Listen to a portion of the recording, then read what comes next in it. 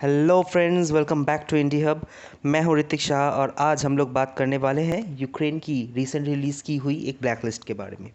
अभी रिसेंटली देखने को मिला है यूक्रेन की सरकार की एक अनाउंसमेंट जिसमें यूक्रेन ने रिलीज़ किया है एक ब्लैक लिस्ट। इस ब्लैक लिस्ट में दुनिया के बहुत सारे कंट्रीज़ के प्रोमिनेंट फिगर्स शामिल है और कुछ इंडियंस का भी मेंशन किया गया है।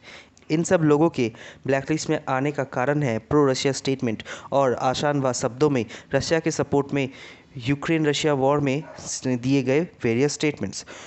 तो जानेंगे क्या इस इशू से हमें इंडियंस को कुछ फ़र्क पड़ेगा, इस ब्लैक लिस्टिंग का कारण और कैसे ये ब्लैक लिस्ट एक बहुत इंपॉर्टेंट और इंटरेस्टिंग चैप्टर ओपन करता है यूक्रेन रशिया वॉर का। So a lot to know, a lot to learn, इसलिए इस वीडियो को आखिर तक ज़रूर देखिएगा। अगर हम ये पोस्ट देखें ट्विटर में तब हमें पता चलेगा 3 इंडियंस को ब्लैक लिस्ट में शामिल किया गया है, जो कि है PS Raghavan sir, senior journalist Saeed Naqvi sir और श्याम पित्रोदा सर।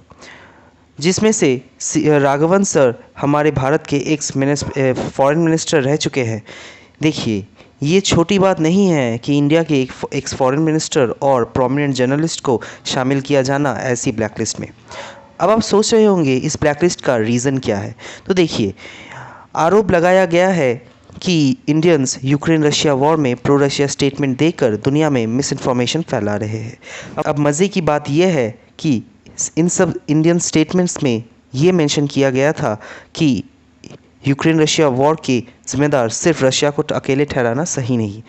इसकी जड़ें मिलेंगी 1990s में पास किए गए एक लॉ पर, जिसके बलबूते पर नेटो ने अमेरिका के सपोर्ट के साथ USSR के फॉल के बाद अपना एक्सपेंशन शुरू किया था यूरोपियन कॉन्टिनेंट में। यूक्रेन की गवर्नमेंट चाहती है रशिया के इस वॉर में पार्टिसिपेट करने को लेकर कोई भी नेटो का एक्सपेंशन और ऐसा कोई बात ना उठाए। उनके मुताबिक आपको ये मानना होगा कि यूक्रेन अपनी जगह सही था, अपना खुद का काम कर रहा था और रशिया ने बिना वजह ही वॉर स्टार्ट की। अब आप सोच रहे होंगे लेकिन इंडियंस क्यों? दूसरे कंट्रीज़ को समझ आता है क्योंकि अमेरिका, यूरोपियन यूनियन और यूरोप के अदर कंट्रीज़ इस वॉर में इन्वॉल्व हैं। लेकिन इंडिया का न्यूट्रल स्टैंड हमारे प्यारे भारत को इस लिस्ट से अलग रख सकता था। लेकिन देखिए, हम इंडियंस का पॉपुलेशन यहाँ एक फैक्टर है। ट्विटर, फेसबुक, गूगल जैसी जगहों पर इंडियन नेटिजन्स, जो कि इंटरनेट यूज़र्स को कहा जाता है, लाखों की तादाद में इस इशू में रशिया का सपोर्ट कर रहे हैं। नेटो के एक्सपेंशन को प्राइमरी कारण बता के हमारे current prime minister mister Jaishankar sir ने भी लाइव टेलीविज़न पे अमेरिका का विरोध किया था, जो कि यूक्रेन गवर्नमेंट को पसंद नहीं आया। हम भारतीय अगर चाहे तो इंटरनेट में मिलकर कुछ भी ट्रेंड करवा सकते हैं, जो यूक्रेन ब्लैकलिस्ट में इंडियंस को इंक्लूड करने का मुख्य वजह है।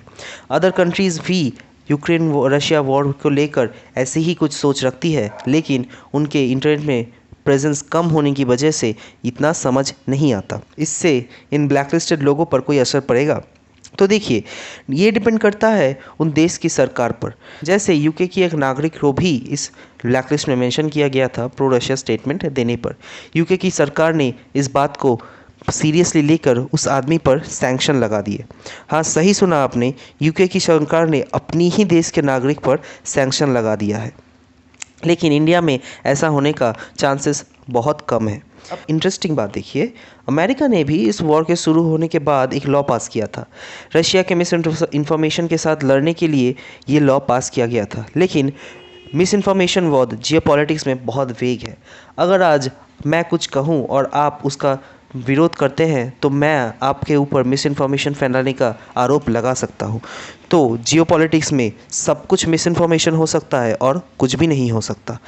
ये सब के बाद मैं ये बताना चाहूँगा कि फ्यूचर में और भी इंडियंस इस ब्लैक लिस्ट में इंक्लूड होंगे। अभी ये रुकने नहीं वाला, इसलिए अब देखने में मज़ा आएगा कि हिस्ट्री कौन लिखता है इस वॉर के बारे में, अमेरिकन्स, नेटो और यूक्रेन, या फिर रेस्ट ऑफ द वर्ल्ड, जहां हम जैसे कंट्रीज़ जो कि